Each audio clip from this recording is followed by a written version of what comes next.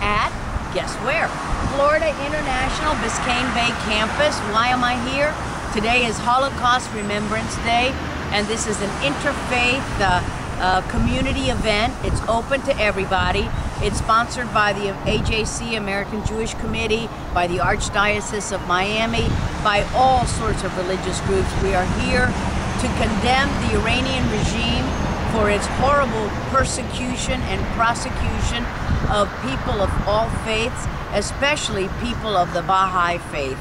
7 of the leaders of the Baha'i faith, which is a very spiritual, non-violent group, have been in jail for a number of years.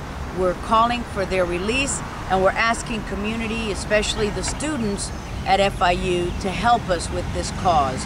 Today is Holocaust Remembrance Day, but we're here to celebrate religious tolerance in all countries, and we need that in Iran. So please help.